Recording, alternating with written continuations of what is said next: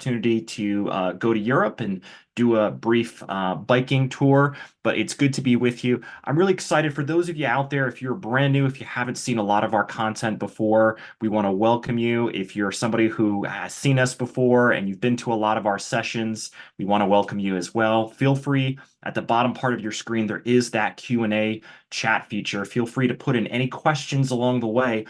This is a live classroom. This is not recorded, so you're not going to get this exact session again. And part of the value aspect of attending these live is you get to ask myself, my colleague, and some of our other colleagues in other sessions you attend some questions. And a lot of times that's going to save you the digging. That's going to save you the endless hours of Googling. If you just ask somebody, you might get the exact answer that you're looking for. Hopefully, we're going to be able to answer your questions. We don't know everything, but both Jake and myself have years, decade plus of experience, of course, each of us. So we're happy to help any way we can. I'll go ahead and just share a couple quick disclosures before we get started. I'm going to point out on fidelity.com. Again, you're here. You obviously know how to register for these classes. We want to just take a moment before we go into the content to make sure you get the most out of this class. So in addition to attending every week, starting next week, we're going to have a little bit of homework where we review what we cover in the previous week. And I think it's a helpful exercise that kind of helps this be the type of classroom setting where, again, we cover some content, we discuss a topic, we break it down, and then we get to review it next week. Hopefully, that will allow you to retain some of the information and help you build upon it as you grow and discover some of these different concepts. So let's go ahead and go to the website now that these disclosures are out of the way.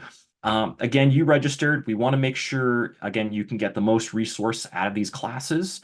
To do that, you're going to go to the News and Research tab. It's located at the top middle part of your screen. You'll see at the very bottom here the link that says Learn. This is going to be the Learning Center. There's a lot of useful resources in here. If you go into topics, there's a lot of articles. There's a lot of topic-based, resources depending on what you're interested, what you'd like to learn, and how you'd like to grow here at Fidelity. But our content for what we're going to be discovering or discussing here is going to be in the events section. You're going to click this and you'll see Trading Strategy Desk Coaching. That's our team. That's myself, Jake, and some of our other colleagues. We do have daily market briefings. If you're somebody that's interested in every single, day before the market opens and right after the close, we're going to be discussing what are the big topics of the day, what are some key charts and some themes that are being discussed throughout the markets. Again, great way to keep your fingers on the pulse, stay informed, and help yourself to, again, stay in the know. For the classes, that's what we're in right now. This is Trading Basics, or the week one of the How to Trade class. So let's go into the Trading Strategy Desk classes link. When we go into the classes link, it's going to lead you to not only this class, Trading Basics, but after today's or after this month's class, we're going to be here for 4 weeks. You get the opportunity to attend some of these other classes and build upon some of the knowledge and information that we're going to discuss in this course. This is not a be-all, end-all course. This is a basics course. So when we're done with this class, we're going to cover just that, which is the basics, which is kind of that foundational aspect to help you kind of understand what is trading, what are some basic definitions, how do we trade, what are some general methods of research and analysis, etc. So you can go to learn more and register. You'll see that if you aren't able to attend this class, or maybe you miss a week or two, you can attend the same class. And if you miss maybe week 3 or week 4, you can do that next month. But we're going to go to learn more and register. And with one click, you'll be able to register for all 4 weeks of this month's Trading Basics class, or the How to Trade class. Now, again, week 1 today, we're going to be discussing what to trade, talking about some very basic concepts of stock, bonds, ETFs, etc. We'll kind of ask a couple general questions to kind of help you kind of hone in and focus in on what we're going to kind of get at the heart at for this class. Next week, we're going to talk about research analysis. We'll break down fundamental analysis, technical analysis, what they are, and kind of build upon those concepts.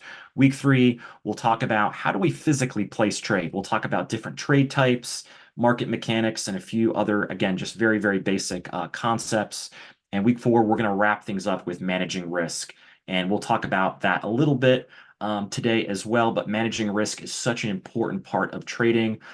We often, for a lot of people that are interested in trading, we think about, hey, making money, it's exciting, right?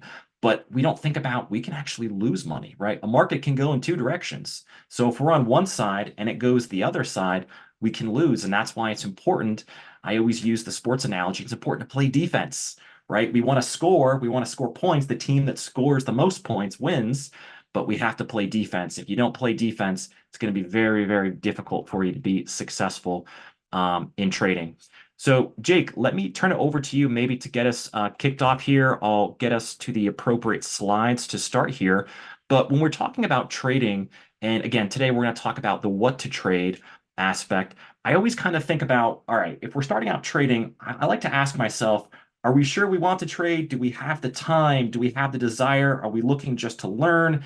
Is this a recreational activity? Are we looking to maybe take more ownership over our portfolio? I think we need to think about what is trading and what are some of our goals with trading. I think that's a very reasonable spot for us to start, Troy. So thanks for bringing it up. Folks, what it comes down to is how interested you are in managing your own money. And I think I'd be interested if you've got the wherewithal to do so while listening up. Go ahead and use that question and answer feature down at the bottom of the screen and type in some of what you're hoping to do as a trader. Why are you doing this? Are you hoping to take over full management of your own money? Or maybe you already are making all the investment decisions for your own money. Is this going to happen with a small piece of your portfolio and the rest of it is otherwise long-term invested, maybe towards retirement or something like that? Or perhaps this is just a fun little hobby, something you'd like to learn about, expand your horizons. All of those are potential reasons why you might start in this learning idea. But today, like I say, our big focus is going to be what we're going to start out trading. Like you said, Troy, the risk management aspect is largely going to amount to our defense that we are playing, keeping ourselves safe and keeping our money safe, managing the risks that we take. In fact, many key trading coaches say that that is the trader's main job, is to manage risk. When we talk about trading discipline, what we're going to try and instill in you over the course of the next 4 weeks is some trading discipline. These are the rules by which I will trade and I will hold myself responsible. That kind of idea and approach. Making sure you are ready for taking action in your own intent. When you think about your trades, it's important that we don't think exclusively in terms of gains or losses, and we'll see why later on, but rather we need to look at and evaluate what we expect about the future, especially the very near future, as we determine what we will be doing with our trades. As we do so, we will develop and follow what we would call a trading plan. So that's going to include, first and foremost, why are you entering the position in the first place? So why are you buying it, for example? It's going to include how much we're going to allocate toward this specific idea. How many dollars are going towards this trade? Number 3, what's our criteria for entry? So when are we going to enter? And then finally, what is our criteria for exit? Which, in my opinion, actually amounts to as soon as we no longer have our entry criteria, now it's time to exit. But we'll talk about some of those key ideas as we work through that presentation today. So I'm looking forward to sharing with you many of these different ideas, and we'll continue to build on them. But the start and context for today's discussion is what investments are. What are the options that I could choose from? How can I do this? And what do they differ in? So we're going to start off with the common investment types of stock, bond, exchange traded fund, or ETF, we usually call them, and mutual funds. Stocks and bonds are what you hear about when you hear something on the news. You hear about a specific company. Apple reports their earnings. Nvidia's doing really well. The S&P 500 is a conglomeration of a whole bunch of stocks. And stock represents ownership in a corporation. I grew up in a neighborhood where one of my neighbors owned a bunch of gas stations. That was a business, and it was easy to understand that he owned that business. Sometimes it's a little harder to think that as an owner of shares of Disney, I'm a part owner of Disney World and Disneyland and every Disney movie that comes out and Disney Plus. That's such a large corporation that sometimes it's hard to understand how we actually are the owner in relation to these. But indeed, stock is representation of ownership in a public corporation. That means that you share in the ownership decisions for that company. Now, a publicly traded company like Disney or any other stock that you can buy delegates the management of that business over to a board of directors and a CEO and a whole team of employees that take care of the business and churn out profits for you as the owner. But you are the practical owner of those shares. Stocks are ownership. Bonds are not ownership. In fact, they're the opposite of ownership. They are a form of debt. You might think of yourself as sitting in the place of the bank, lending money to someone, to a person, to a corporation, or even to a government. The individual who is borrowing, the entity who is borrowing, the company, the government, the person, whoever is borrowing this money has promised to pay you back your principal, the actual money you lent, plus interest. Bonds are therefore you in the place of a bank lending money out to a borrower. The borrower is going to sell you the bond, and as the lender, you are buying the bond, giving them your money. As a result, you have that promise to receive pay over time. Stocks and bonds are the two main forms of investment out there in the world. The latter two that are listed here, the exchange-traded fund and mutual fund, both have fund in the name, and that's on purpose. A fund is a basket of stocks or bonds or a mix of both that has a specific objective. A fund is, just like you might have guessed, it's a big group of people getting together, like in GoFundMe situations. Whole bunch of people put in money so that something can happen. The something that should happen, though, for an exchange-traded fund or a mutual fund is that the manager of that fund is now required to go out and invest that money based on the rules for the specific fund and turn it into more money. Hopefully, that's the game plan. But specifically, their job is to follow the investment plan set out in that fund. So we might find a fund that tracks an underlying benchmark or index like the S&P 500. There's a couple of ETFs out there that track the S&P 500. And so if we wanted to own the 500 largest companies here in the United States that meet some specific criteria, we could buy one ETF that represents all of those 500 companies in one purchase. You could buy 500 stocks of all of those different companies, but that's a little bit laborious. You can either do that yourself or choose to buy an ETF to have a fund manager do all of the minutia for you, making the purchases of the final underlying investments. Since ETFs exist and can be traded intraday, they act a lot like stocks. You can look at their price all day long, you can see what's happening, but they are indeed a basket of stocks or bonds that you can buy and sell on an exchange, hence exchange traded. Now, a mutual fund is the older brother of the exchange traded fund. It's been around for many, many years. In fact, Fidelity was one of the pioneers in the mutual fund world, and that's where we cut our teeth and became a large company in our own right. Mutual funds are still a pool of investor money that's invested based on the rules of some document that says these are how you're going to invest my money. And that money is going to move in or out. Now, I want to dispel a common myth here. Often you will hear that mutual funds are expensive and that exchange traded funds are cheap. Odds are pretty good that an exchange traded fund is going to be cheap because it will have less expenses, and we'll see those expenses show up on our next page. But the big difference here is based on what you are paying the fund manager to do. There are some mutual funds whose express goal is to earn you more money than you would have earned if you had just bought the S&P 500 or whatever their benchmark index is. They're saying, I'm going to do better than that. And that is an actively managed fund. Their goal is to outperform.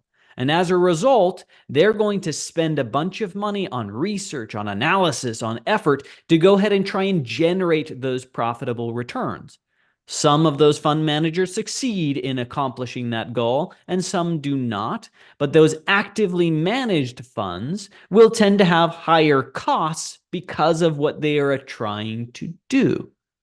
Whereas there are other mutual funds which try to just follow exactly what an index does.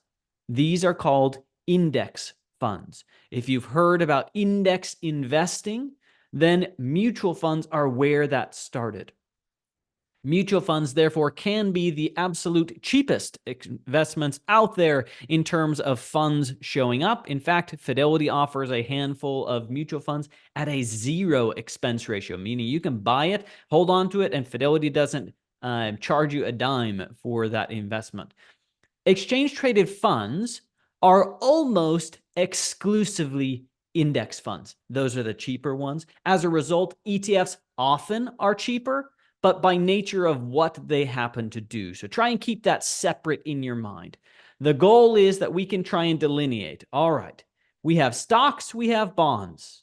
These are types of investments. Then we have some funds, and depending on how that fund is set up, it might be an exchange-traded fund or it might be a mutual fund. And if that fund is trying to do something relatively simple, like just do the same as what an index does, well, then it's probably going to be pretty inexpensive, maybe even a negligible cost. But here we've got a little list that kind of breaks out the differences that might exist between mutual funds, stocks, and ETFs. This table has a lot of information, and Troy showed you where you can get a copy of these slides. We're not going to bore you with making you memorize this, but it is a nice reference sheet. Let me just point out a few really important pieces on this list before I give you, Troy, the chance to add your thoughts on this differentiation. Notice that when we talk about tradability, the big difference is that stocks and ETFs have the same tradability. You can buy in, sell out anytime you want, all day long, at a moment's notice. However, a mutual fund only trades once per day at a specified net asset value. That usually happens at the end of the trading day for those of you who are interested. That's because when I try and buy a stock or an ETF, I'm actually not buying it brand new. You might think of this like buying a used car. Even if I buy a Toyota car, no money, no dollars end up from my bank account into Toyota's bank account when I buy a used Toyota. They go to the person who owned the car before me.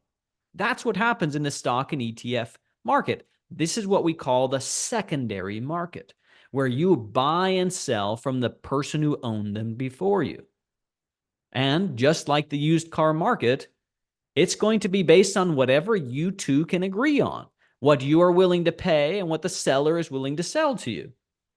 Conveniently, we have a nice organized marketplace called the stock exchanges, where this happens subject to a number of federal rules to keep people from taking advantage of one another, as you might see occur, or at least have heard of occurring in the used car market. Instead, when we look over here at the mutual fund side of the equation, you are actually buying these brand newly minted from the issuer, in this case, from Fidelity or from Charles Schwab or from hundreds of other mutual fund companies that have created these mutual funds. And you give your money directly to Fidelity or to whatever investment company it's going to be. And that fund manager turns around and buys the underlying investments and hands you over the newly minted shares of the mutual fund.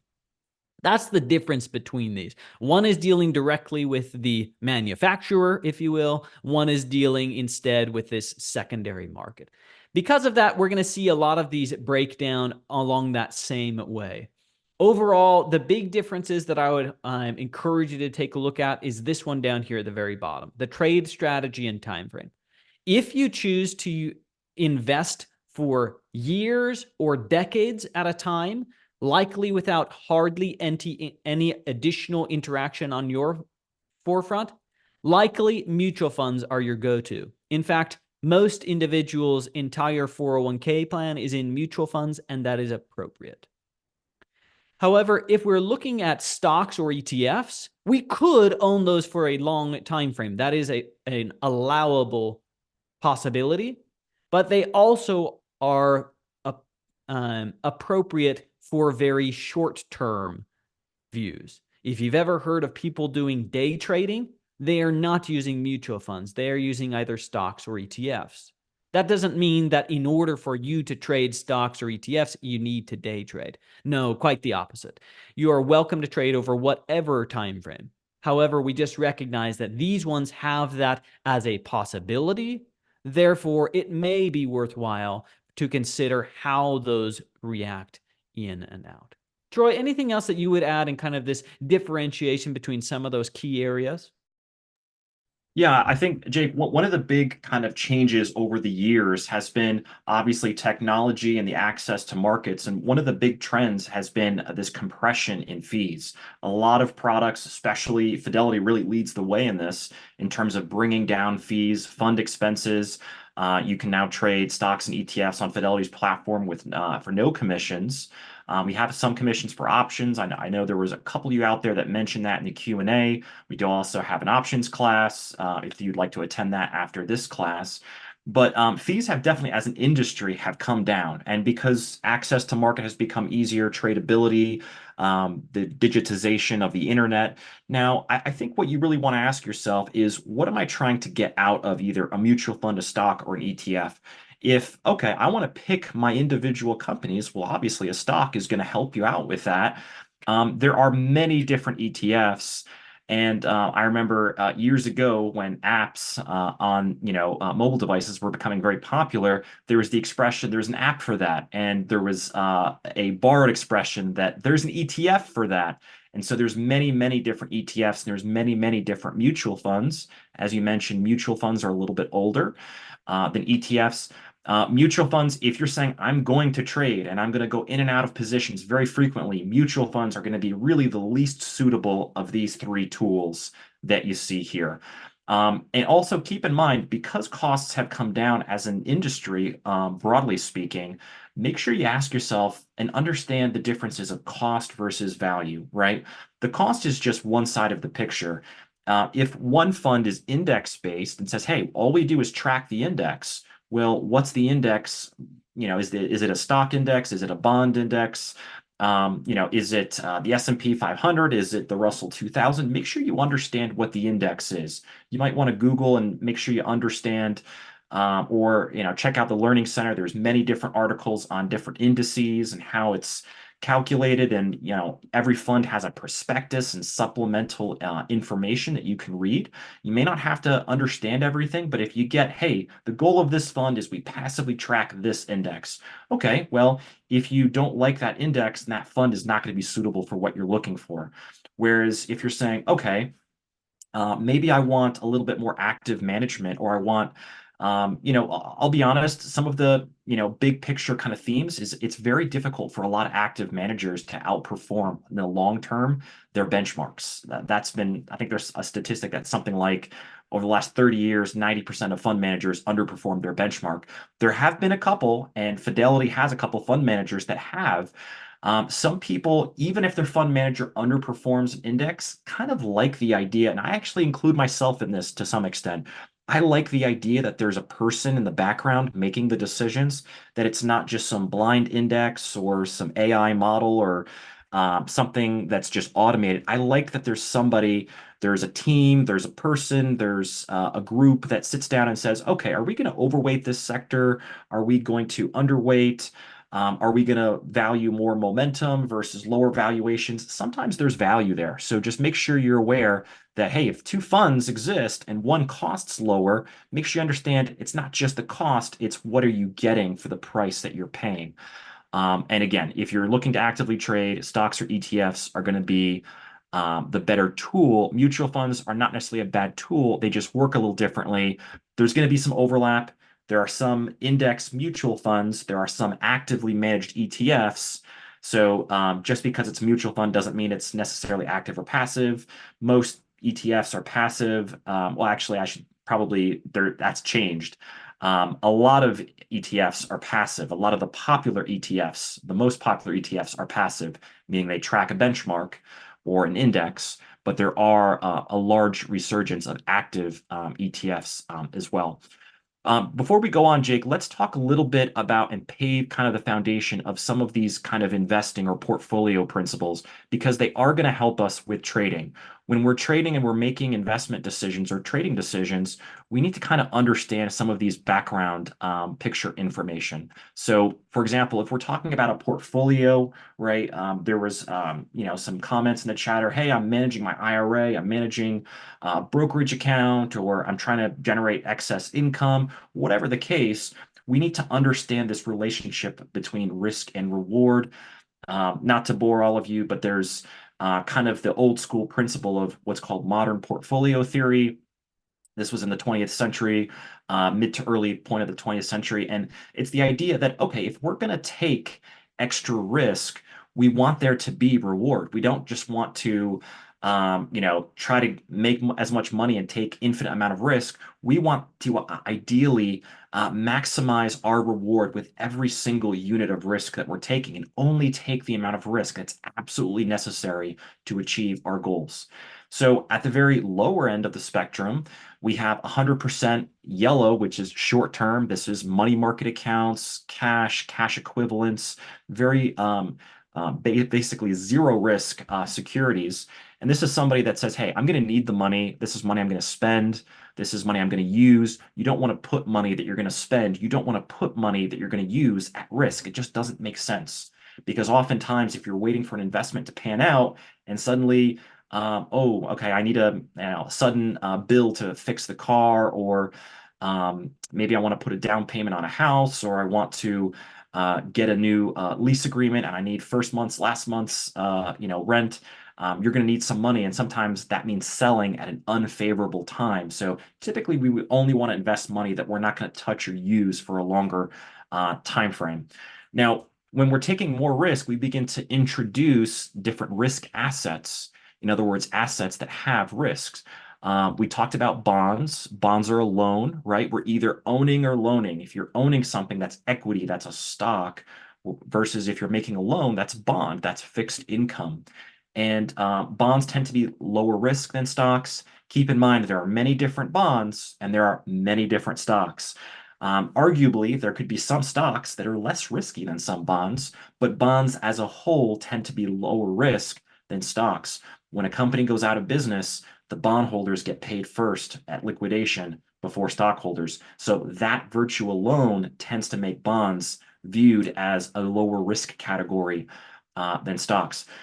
If a company does very, very, very well, unless their bonds were viewed very, very low, you're not going to get as much appreciation with a bond as with a stock. So if a company does well and it makes money, generates profits, and grows those profits, an equity stake, you're going to participate more in those gains. Versus a bond's just a loan. You just get your money back with the stated interest. You don't get to appreciate, you don't get to participate in those gains. So again, a lot of lower risk portfolios will have mostly bonds with some cash for a little bit of flexibility, and start like salt to kind of season in the riskier assets, which is the stocks. They tend to be riskier. Again, not every stock is the same. If you're investing in Procter and Gamble that makes, shampoo and soaps and toothpaste, it's pretty steady business, versus if you're investing in Nvidia or Tesla or some other, growth company, completely different types of risk reward profiles. At the higher risk spectrum is when we have mostly stock. And again, if you're investing, the more risk you take, you have to kind of ask yourself, do I have the capacity for risk, right? Do I have the ability to sustain losses? If you're a retiree, if you're somebody that needs to use your money, you may not have the capacity. In other words, if you lose some of your funds, that might set you back or irreparably damage you. So you don't want to take that risk even at all. Versus, so with risk, there's capacity, and then there's also tolerance for risk. And this is more stylistic. Jake, I've early in my career placed a couple bad trades, and I was up all night and I start to sweat, and then you can't sleep. That's not good for your health, right?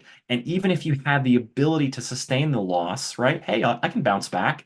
If it's going to make you sick to your stomach, it's going to make you uncomfortable. Absolutely, you should not trade. You should not invest like that. So we want to make good decisions. We want to be confident in our style, our approach, how much risk we're taking. So I think it's important to revisit that of what are you looking to get out of trading, but then how much risk are you able to take versus how much do you prefer to take? If it's going to make you uncomfortable, stick with your style, stick with your comfort level. We always encourage clients to, trade within your level of comfort, within your comfort zone. Let's quickly talk about sectors now. Jake, before we segue here, anything you want to add to risk? I know it's such a big topic. It really is. I'm glad you pointed out that sliding scale, and what's appropriate for you is what's appropriate for you. I often get asked, well, what should I do? I think the best measure is what you just mentioned there, Troy. I value my sleep, and I value it a lot. As soon as you find that you've lost even a few minutes of sleep as a result of your finances, you're too risky. Take a step back, and now we're back in business. So overall, there's a lot of ways to measure this out, but that's a great start to this overall. All right, folks, let's go ahead and take a look as we think through these overall as we work through them.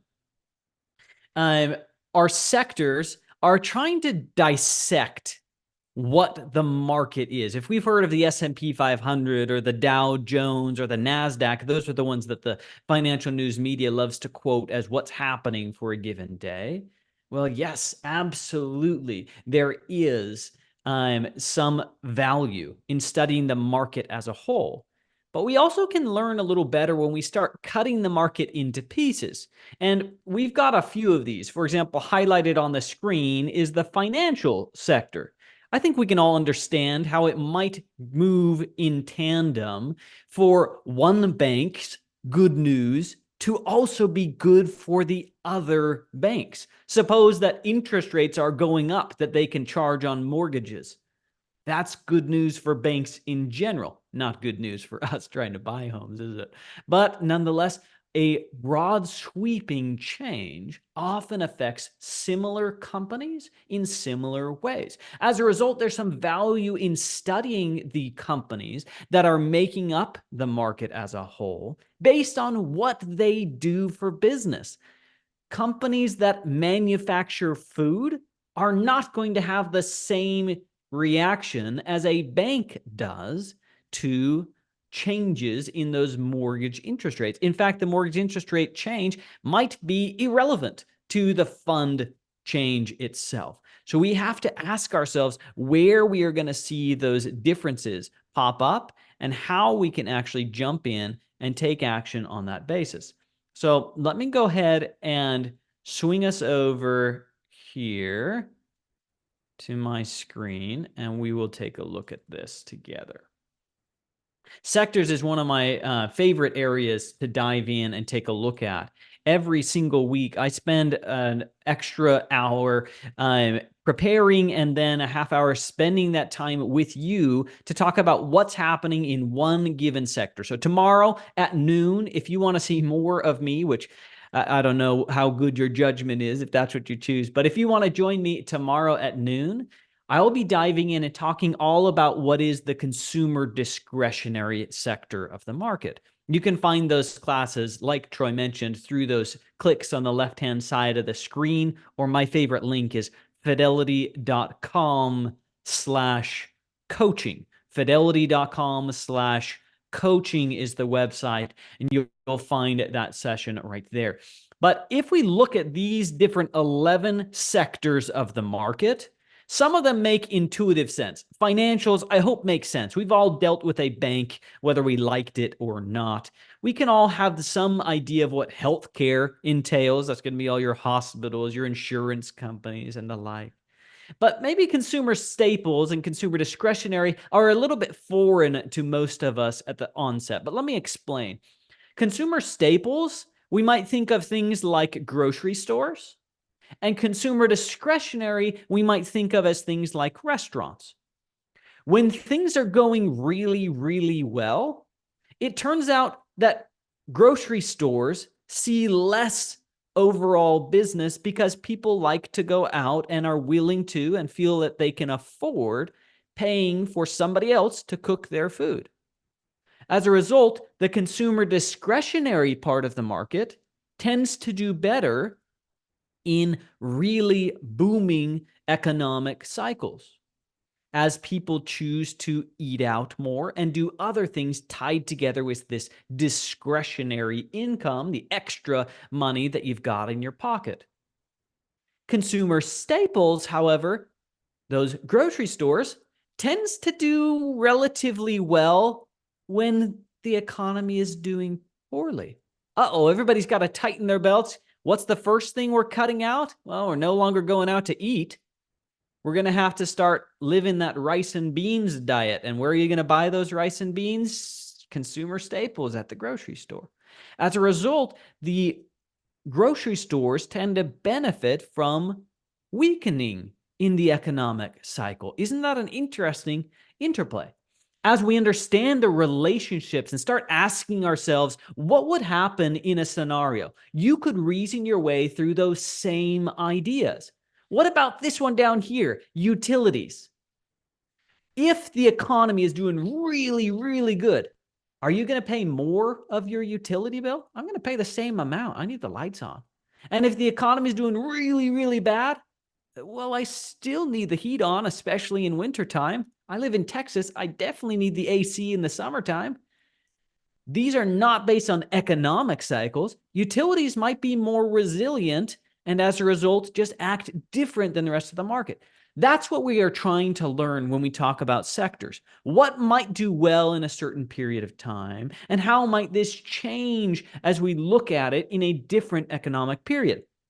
So here's a table that some of our finest analysts put together some years ago that you can see how this relates. It's over here on the right-hand side, and what we're looking at are these green and red squares. And what we find is that in the early part of the business cycle, this is when businesses are starting to grow a little bit, but maybe still there's some concern. Well, what's doing well at this point? As the economy is starting to open up, get stronger and stronger, well, pent-up demand for restaurants and travel and luxury items are going to build up this consumer discretionary area. However, what's going to do relatively poorly? Staples. Finally, I don't have to buy every single meal at the grocery store. As we look through these are the types of things we're looking at.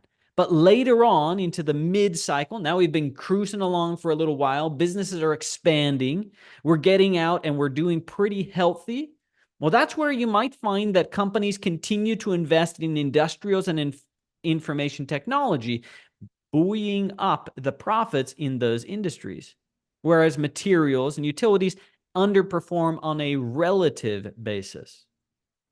Finally, the late cycle, this is where we might have gotten out over our skis, as they say in my native Utah. You leaned too far forward as you're going down the hill, and suddenly you're careening out of control. Watch out for that tree type of a situation.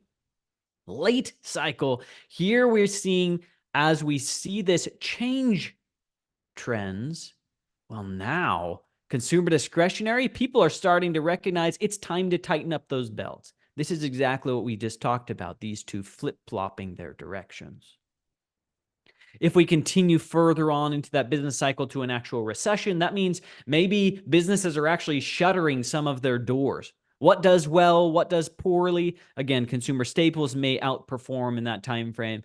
turns out hospitals do just as well regardless. And so on a relative basis, they do better in recessionary periods, etc. So that's a brief idea on what we can look at on this. Let me show you where you can access this type of information, folks, on fidelity.com.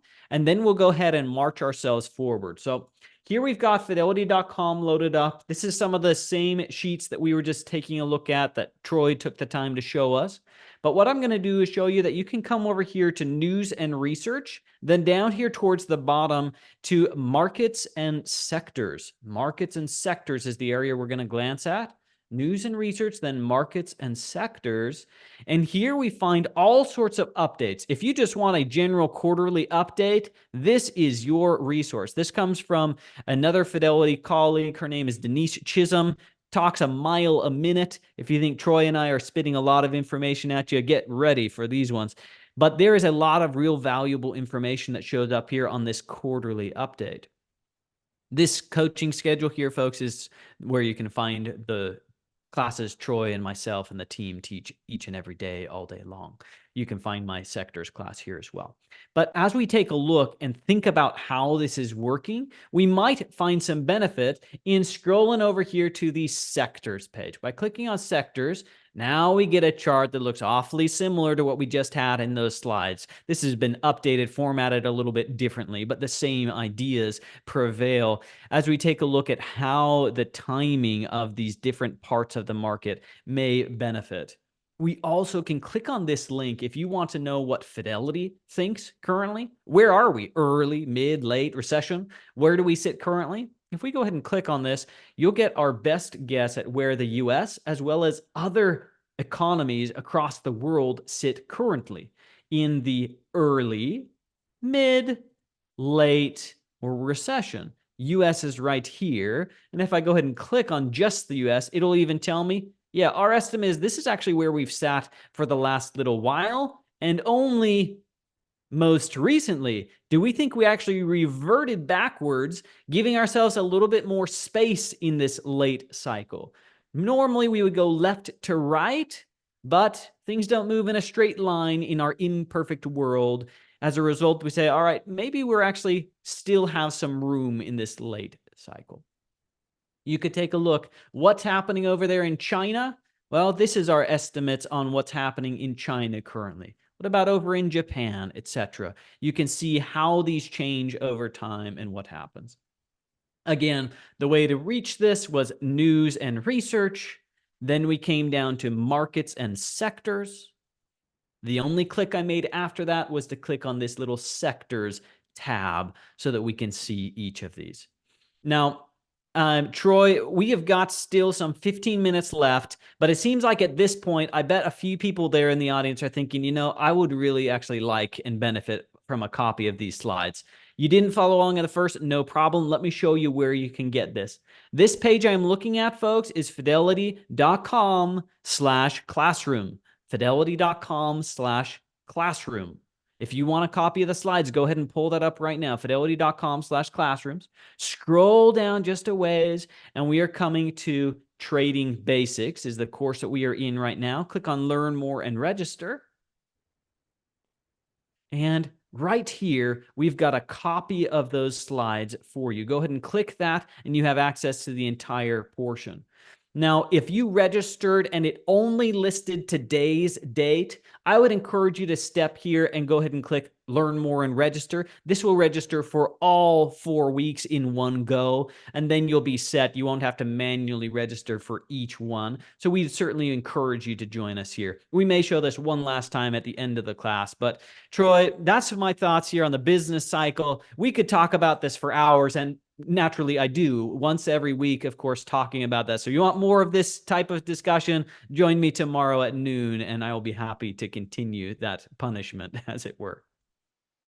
Yeah, that's great, Jake. You know, sector investing is so important, and it's great that you give us that breakdown. You know, a lot of discussion on the business cycle. You can again join some of the Fidelity thought leaders. If you watch CNBC, Bloomberg, this is a big part of a lot of the chatter is dissecting the macro data, right? What is the employment data, the GDP, inflation? Are we in mid-cycle, late cycle? But folks, think of it like this, right? When we're looking at sectors, what's kind of the golden question, right? We do actually care, but we more care about what's going to be next, and that's kind of the evading question. We can't tell the future, but all this information is going to give us context about, okay, if we look and we see that certain sectors have done well, are they going to continue to do well? Is there some mean reversion? Mean being an average, revert to the average.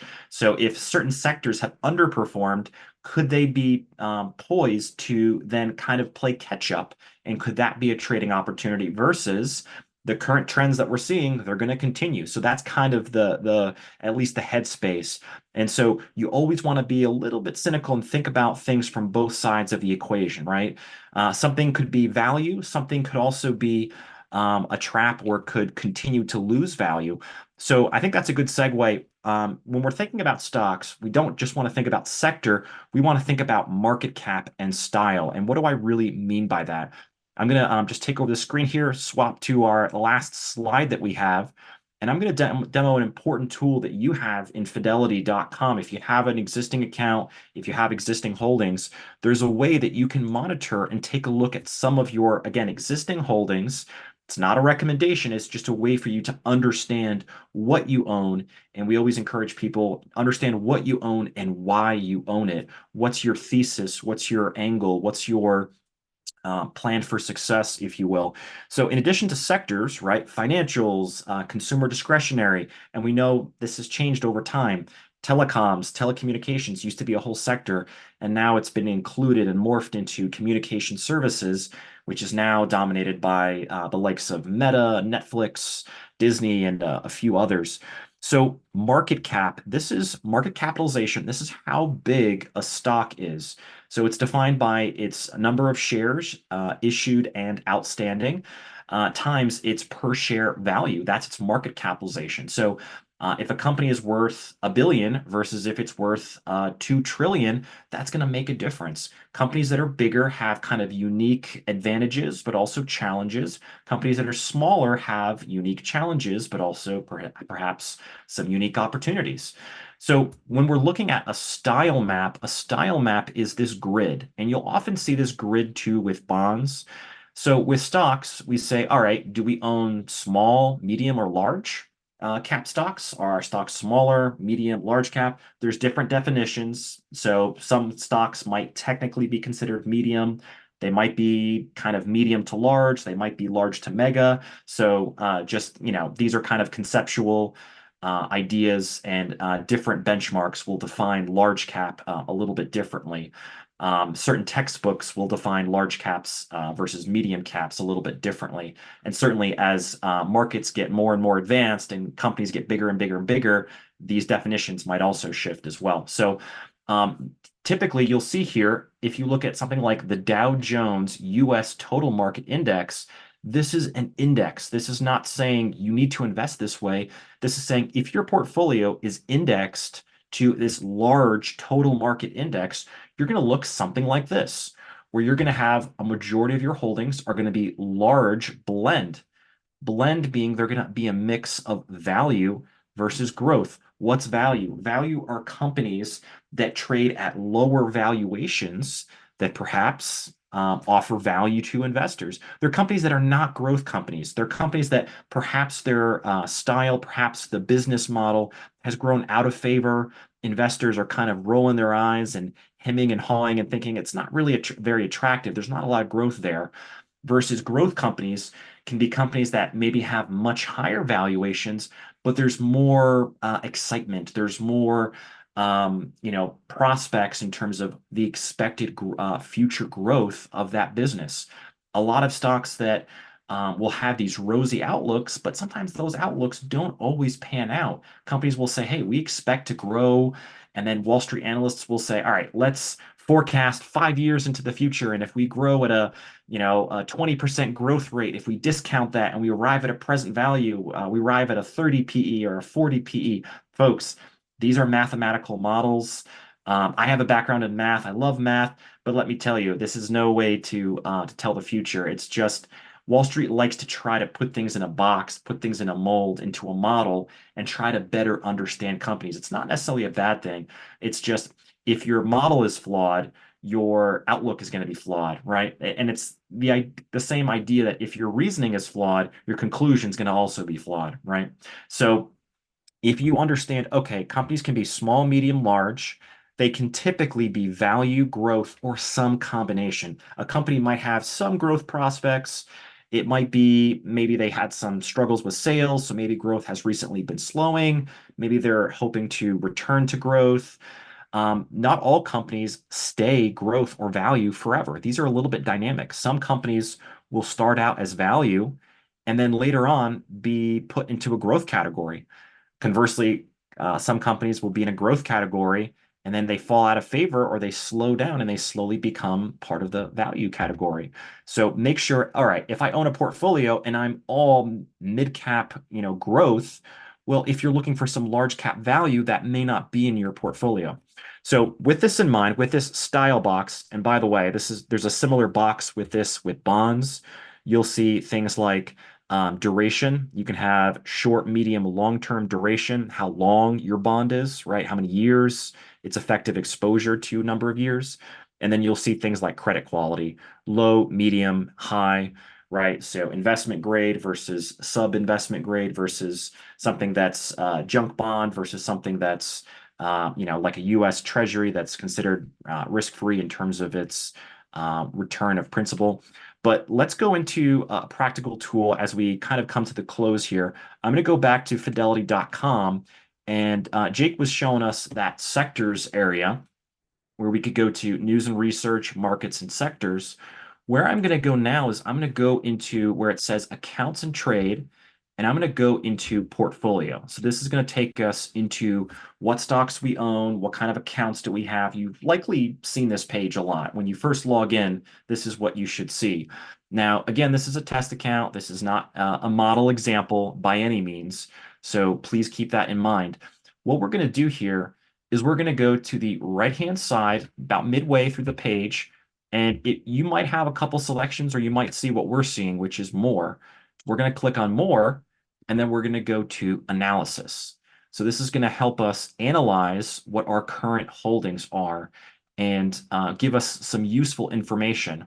Again, it's not telling us what to do, it's just telling us what we have, and that might prompt us to make a decision. It might not. We might know exactly what we own and why we own it.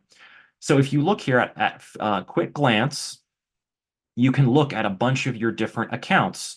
You can include outside accounts. Just be aware that if it's not held at Fidelity, you have to manually tell it, here's what my holdings are, and you have to update it. It's just a way for you to kind of include it with your Fidelity stuff.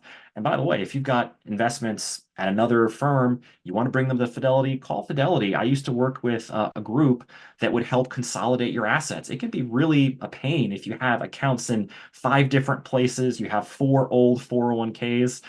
You might want to consider rolling those. You might want to, think about it. There's pros and cons to rolling, so just make sure, you ask those questions, and a Fidelity representative can go over that with you. But if you're saying, hey, I want to analyze, maybe you have a managed account versus a self-directed account, make sure you're looking at maybe just your self-directed account if that's the one you're investing versus if you're having an account that's professionally managed. You'll be mixing those accounts, and that may not be what you want to analyze. So we're just looking at our individual account. We could hit update view, but that's what we already were, so I don't need to. And we'll see here, we have a lot of cash. Half the portfolio is in cash. Now, if you see something like this tool is not telling you what to do. It's posing a question. You have half your portfolio in cash. Is that okay? Is that what you want to do? Hey, money market rates are pretty high right now.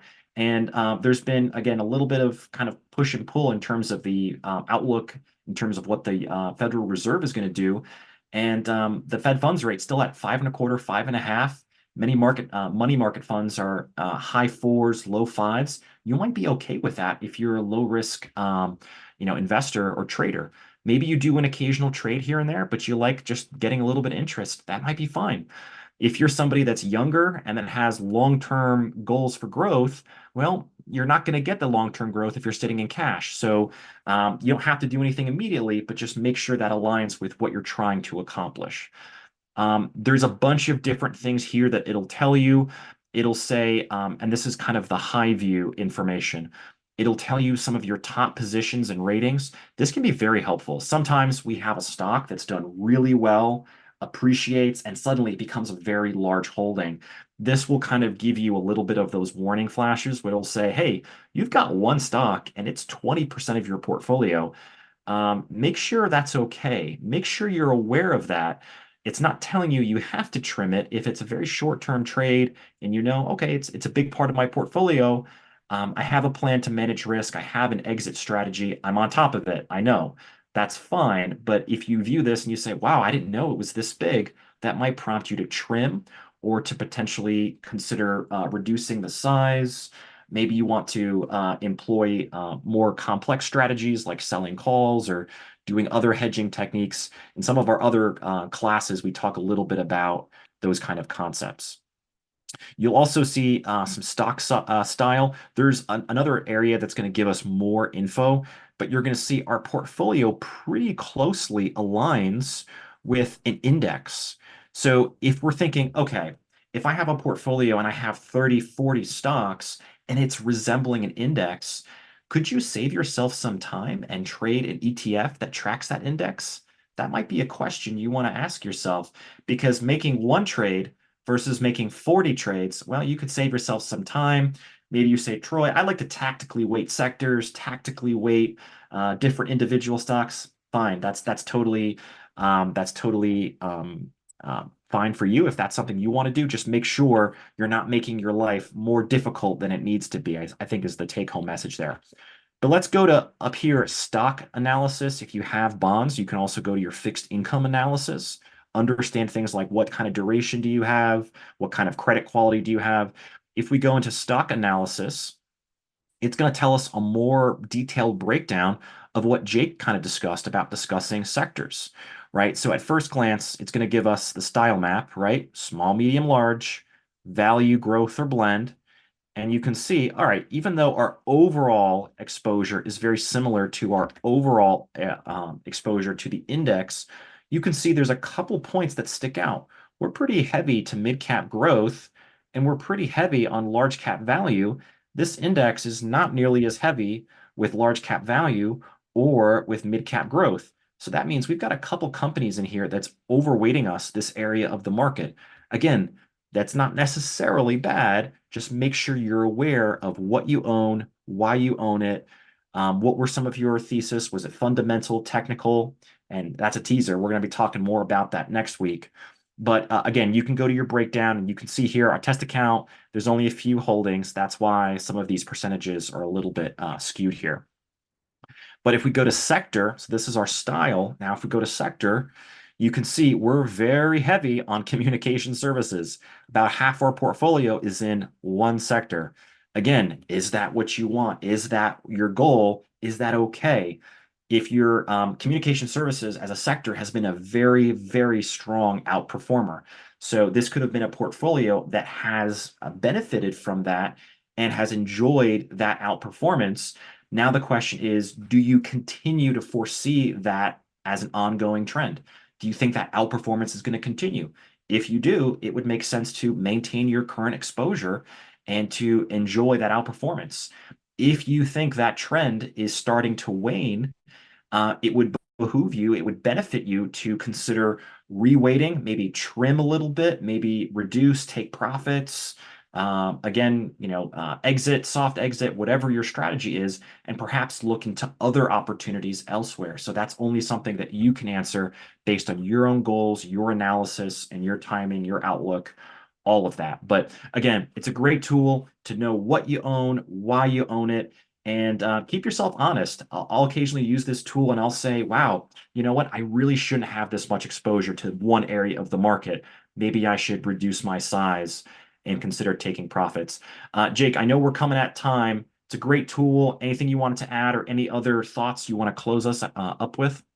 Yeah, I think, like you said, this is more than anything a gut check tool. We're going to see this is where I'm at. If you pull up your account and it looks like this 49% in communication services, which it points out the little barbell halfway up that column, that's what the index is. That's not a recommendation what it should be. It's just giving you some perspective. you are way heavily weighted into communication services. If you intended that on purpose because you have a strong belief on this currently, then you're in business. That's exactly what you wanted to accomplish. But if you did not mean to do that, well, it's time to look in the mirror and smell the roses, right? It turns out, no, indeed, we are actually currently way overweight in that area. If that's not intentional, it's time to make adjustments to put your portfolio in line with what you intend. Like you said, Troy, you can select or deselect accounts up there at the top of the account to make sure you're including all of it or not, so that you can kind of wane this down. Let's suppose that we did. We said, you know what? This is a huge surprise to me. I had no idea communications was so heavily weighted. Why is that the case? We use that little table down here at the bottom to answer the why question. It tells us what securities happen to make up our current exposure to it. On the one hand, we have take two, which is clearly the lion's share of this. There on the bottom line, $1,780 out of $2,200 in the sector as a whole. Oh, that's right. Okay, I do believe in this company. We're in good shape. Or you say, yeah, that's just too much. I need to make a change. But notice that a few lines higher, there's $149 in the Fidelity Contra Fund line. So that is a mutual fund. And because we know the fund's holdings, we can break that up for you. Depending on what funds you happen to own, we will do our best to dissect them up here for you. But of course, not all of them report their full information to us in such a way that we can do so. So depending on what you owned, take a look here, observe what the mutual funds are doing and how this relates to your overall portfolio. We are officially at time, folks, and so we're going to have to see about wrapping this up. Thomas, you were wondering if this type of analysis can be done on a watch list. This is something reserved specifically here for your actual portfolio, not for a watch list. On your watch list, you can add a column for sectors, but it's not going to do any of this additional analysis on there. So great question, but not something that's offered currently on the watch list.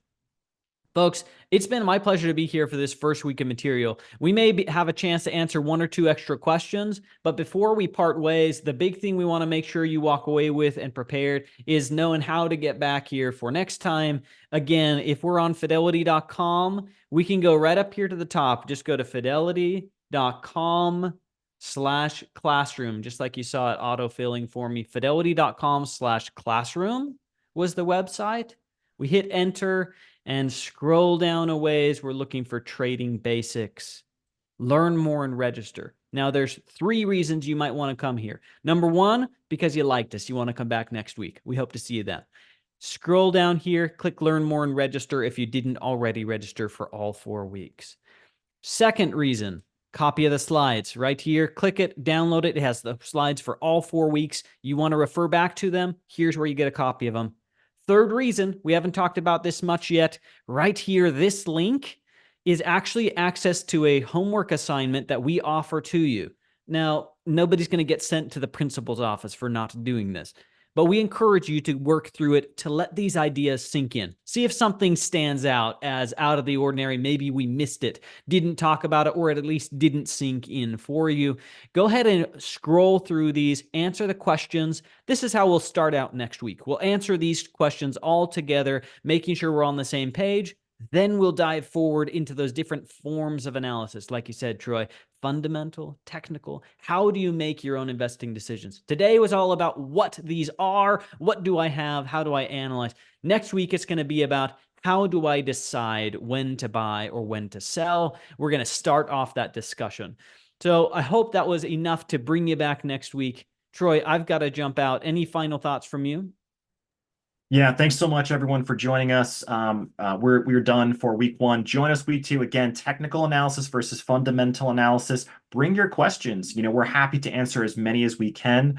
Again, if you missed or you were a late joiner for today's class, just keep in mind these individual sessions are not recorded. So you can find similar pre-recorded content on the website. It does get filtered through and updated periodically. But next month, again, we run these classes every single month. So if you missed 1 week, join us next week, join us for the rest of the class, and then you can also join us for the week that you missed next month. But thanks so much for joining us. We look forward to being with you again next week. But Jake, thanks so much. We know you got to run. I actually have to run too. But thank you so much, everyone, for joining us. Hopefully, we'll see you again soon.